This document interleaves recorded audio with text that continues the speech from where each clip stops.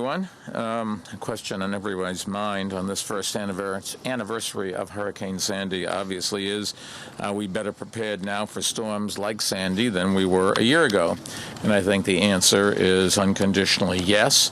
You can never do too much, but we've made an enormous amount of progress. If another storm like Sandy ever approaches our shores, it will find a far different city from the one that Sandy left behind. A city much more able to withstand the kind of surging seawaters and punishing winds that Sandy brought. We are building New York City back stronger and smarter so that we'll be resilient to a broad range of extreme weather events in the future, including big coastal storms. And today, right here, we're seeing evidence of that. On Staten Island's Crescent Beach, we saw what our Parks Department is doing. They're building up sand dunes that will be seeded with beach grass to create buffers against storm surges. On Jamaica Bay and the Rockaways, where even before Sandy, we were reconstructing the bayside bulkheads. Now, as part of that project, as you've seen, we are also installing tide gates, and they'll prevent floodwater from backing into storm sewers and drains and inundating streets and homes, as happened last October 29th. And here along Coney Island Creek, which was far and away the most significant entryway for Sandy's floodwaters in this area, we're moving ahead with a comprehensive plan to raise bulkheads, create or expand wetlands, and construct a tidal barrier in the creek's mouth. Now, all of these projects that we've seen today were included in the resiliency report that we issued 4 months ago. They're among the 257 initiatives the report described, all designed to adapt New York to the climate change that scientists tell us is already taking place. It is a comprehensive $20 billion plan. We've already begun work on much of that plan, including what you've seen today. In fact, we've set out 59 resiliency milestones to reach by the end of this year, and at this point we're past or are close to passing 73% of those 59%, which are part of the 257%, if you can keep the numbers straight. Helping people most immediately impacted by Sandy remains our first priority, and that is why, if you remember, we launched our innovative rapid repairs program, which restored heat and power to 54,000 New Yorkers who got back into their homes. And now almost 24,000 New Yorkers have signed up with the New York City Build It Back initiative that will help them with even more with extensive home repairs. But that's the next step. The first project that we decided to do was to make sure people could get back into their homes. People like to live in their homes and not in somebody else's home or in public housing or in a hotel or any other place we could find. It was a very successful project. Kaz Holloway, our Deputy Mayor for Operations, and all the people at EDP worked with him, and it was really quite amazing how much they got done. I think it's fair to say no other place has attempted, much less produced that kind of results that quickly. The Build It Back initiative is the next step, and it's very good news that our administration has urged members of both parties of the U.S. House today and are expected today to introduce legislation to delay changes in the federal flood insurance program and keep homeowners from being swamped by steep insurance cost increases. As you know, delaying those changes would now permit us to work with federal officials to make flood insurance affordable for the people that need it the most. What's happened here is if you have a federally insured mortgage, you have to have flood insurance. An awful lot of people didn't pay attention to that, both on the buy side and the sell side of mortgages. And then now that the floodplain has been dramatically increased, the number of people who would be subject to that requirement is much greater. And flood insurance is very expensive, and a lot of people can't afford $5,000 or $10,000 a year of flood insurance. They just don't make that kind of money. So we've got to find a solution to that problem. The Mayor's Fund to Advance New York City has also allocated more than $60 million raised from very generous private philanthropists to a variety of Sandy emergency response and restoration efforts, and that has included partnering with others to provide more than 650 businesses with some $20 million in recovery loans and grants. We've signed into law 6 resiliency bills, upgrading our building code to address problems Sandy exposed. 16 more bills are before the City Council, including 7 that are to be voted on tomorrow. In the past year, we've also begun or completed more than $1 billion worth of Sandy recovery projects. We've repaired and reopened schools, public housing, and hospitals.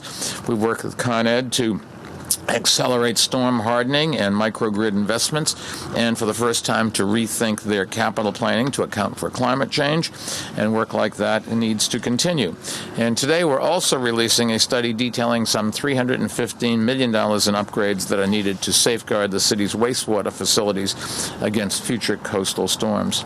Now, New York is a great coastal city, and this morning's tour is a reminder of that. Waterways embrace the five boroughs with 520 miles of shoreline that define New York's boundaries and define our identity. And in the face of rising sea levels and the more destructive coastal storms scientists tell us we should expect as the world's climate changes, the challenge we face is protecting the homes, businesses, and most importantly, the lives of New Yorkers. And that is a challenge that we accept. Most New Yorkers are, I suspect, struggling with somber memories today, and that is only natural. A year ago, we endured the worst natural disaster ever to strike our city. Sandy submerged many of our communities in seawater. She displaced thousands of New Yorkers from their homes. Close to 2 million people lost power, and 44 New Yorkers very tragically lost their lives. We remember all that sorrow, just as we remember with pride the heroism and the compassion that so many New Yorkers showed during those desperate hours and the days and weeks that followed. This is a city that has experienced great catastrophes before, and every time we've come back stronger than ever. I think it's fair to say we're doing that today, 1 year after Sandy. So on that note, let me turn things over to the official who has most directly overseen our Sandy response and recovery, Deputy Mayor for Operations, Kaz Holloway. Kaz?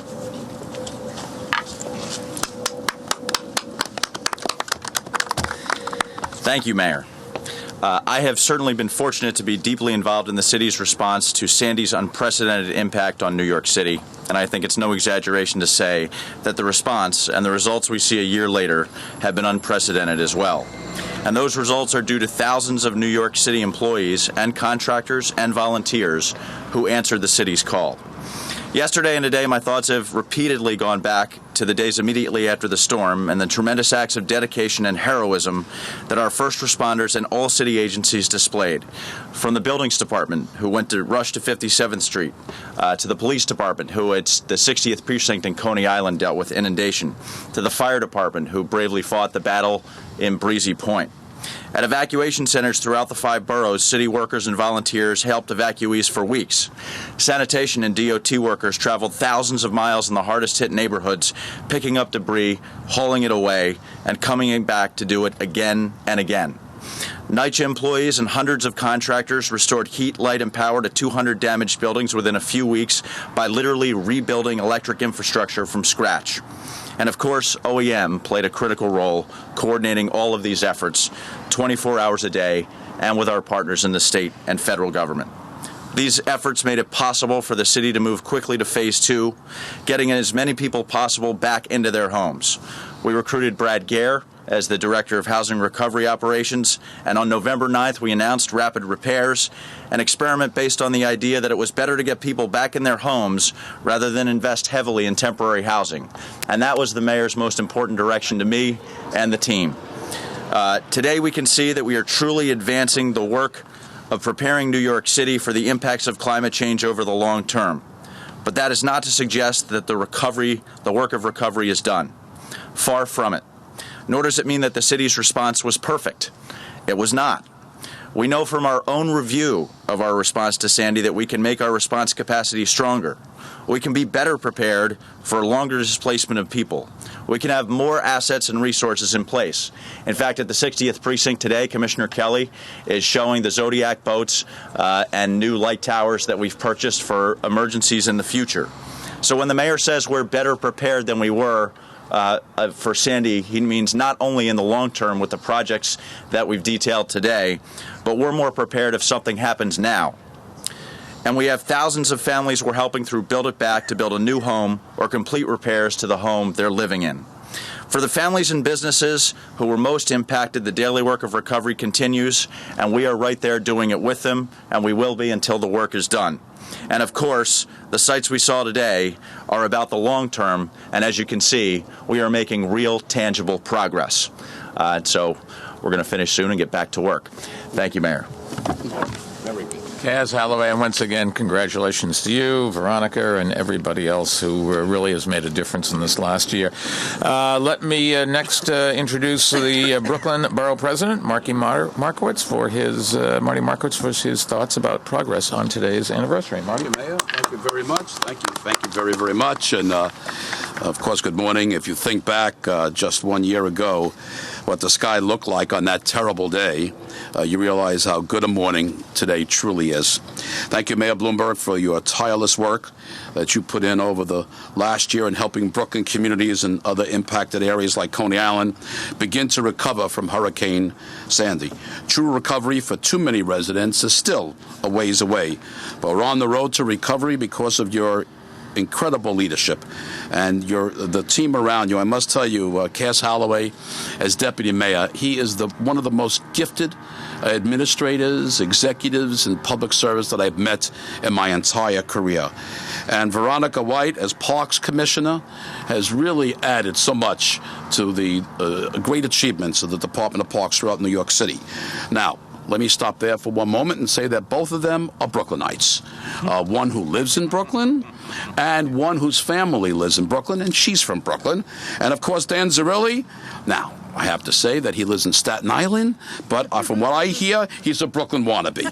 So there's no question that the storms affects so many aspects of city life, and it took all the hands on deck to get us back and running, and thank goodness for those hands, and especially the creative programs cast that you and your group came up with to get immediate repairs to those home and apartments. And, of course, Coney Island wouldn't be where it is today without Mr. Coney Island, Council Member Dominic Recchia.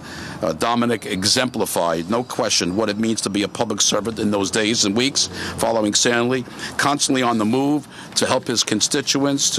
However, he has been a tireless voice for the community, never allowing us to stray away from the focus of the residents of Coney Island, small business that need attention. Thank you, Dom, for your outstanding leadership. By the way, the community board is here, Mayor. We want to commend them so very much. They put in days and nights. I know, I was down here, and so many folks that are around here, residents here, that gave up their lives for weeks just volunteering their time day and night. Unbelievable. But as Brooklynites, when we get knocked down, we get right back up, and we promised that we would rebuild, rebound, and recover better and stronger than ever. After a long year, there are now glimmers of hope that resources will reach every single one of those homes and small businesses directly impacted by Sandy. But I might add, we in the city and state government need to be more vigilant to address the insurance issue facing these communities. The governor and attorney general need to have a thorough review of the insurance companies and to put out a report card on how the insurance companies that cover homeowners, how they do, who are responsive and who are trying to duck their responsibilities. And that way it will guide future homeowners and tenants as to what companies to use for their insurance. Also, I hope that the state legislature raises the penalties on those that use these funds for fraudulent purposes.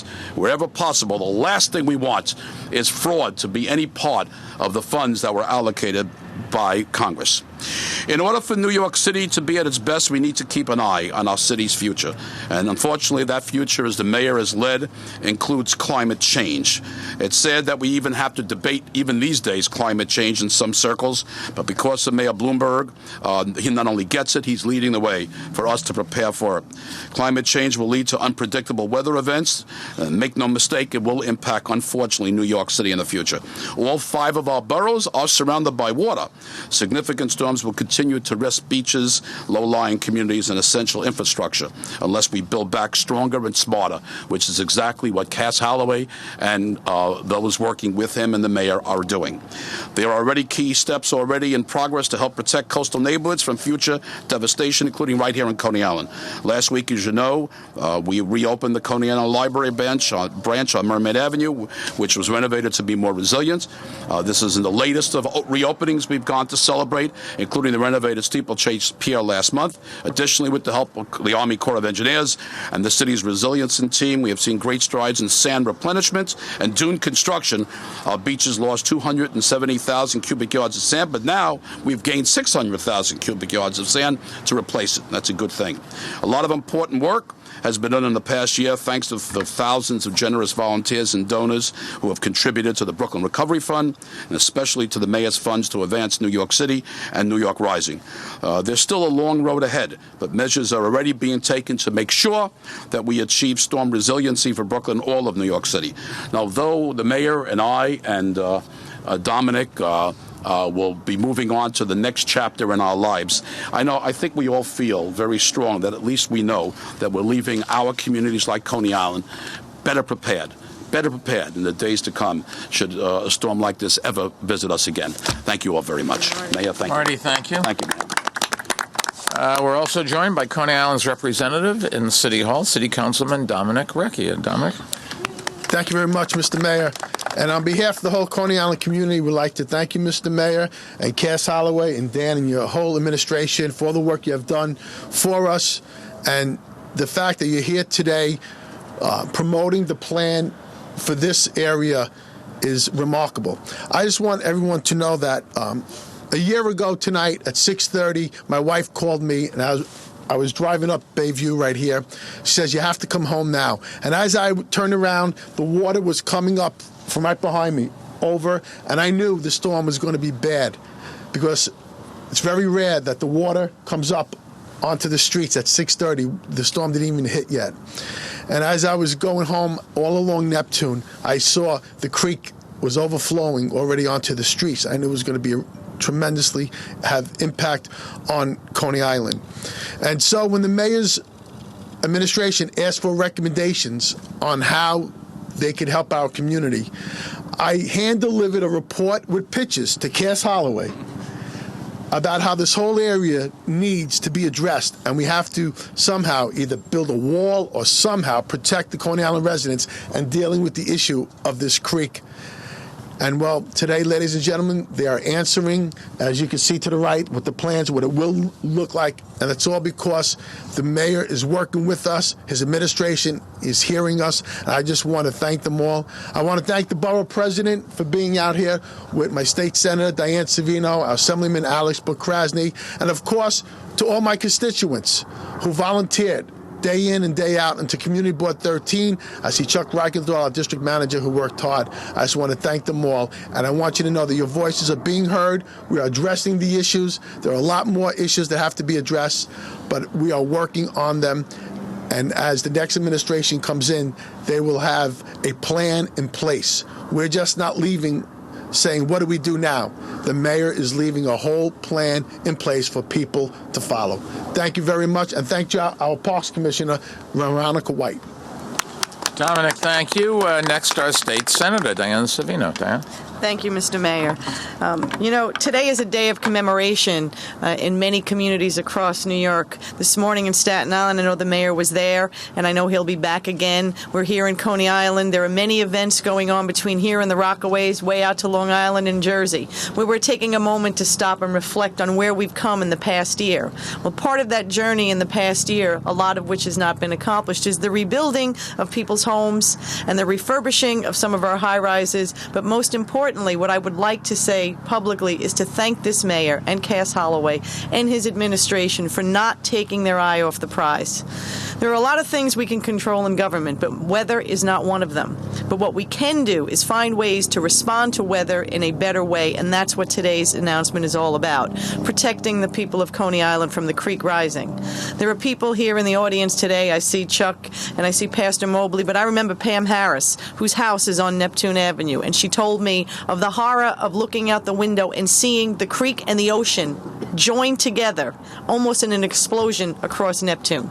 That was the reality, and that's what this project is about, preventing that from ever happening again, so that the people in the peninsula here won't ever see that again.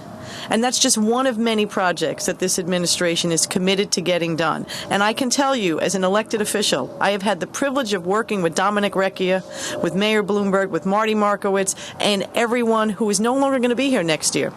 Alec Bukrasny and I are going to continue. We're going to continue to represent this community.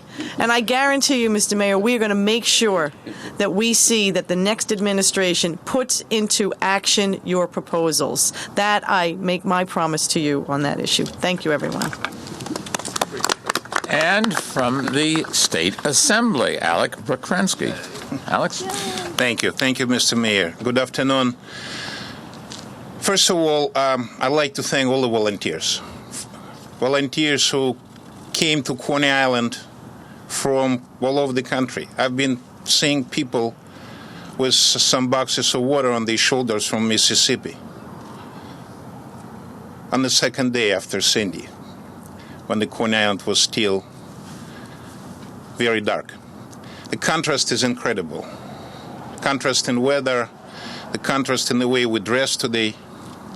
You know, in those days when when I've been leaving this area and going to some areas that were not affected, people thought that I'm wearing a Halloween costume. Were we prepared?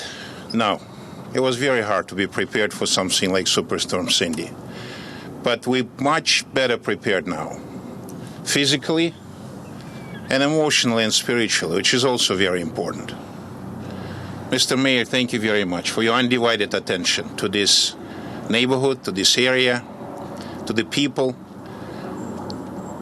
to Dominic Rekia, my great partner, to our Borough President, Marty Markowitz, Diane Savina, great partner as well, Commissioner White. Thank you all very much, and Deputy Mayors. We received an incredible attention from volunteers and the City of New York. Coney Island has been known as the area of amusements. After Sandy, it's going to be known as the area of courageous people, courageous volunteers, and great Coney Islanders who would never give up. Thank you all very much. Alec, thank you. Before taking some questions, let me summarize for our Spanish-speaking New Yorkers. Hoy, un año después de que el huracán Sandy descendió en nuestra ciudad, hemos reconstruido y recuperado más fuerte que nunca. Ayuda a todos los que seguían afectados por Sandy es nuestra más alta prioridad. And with that, I'll be happy to take some questions. Yes.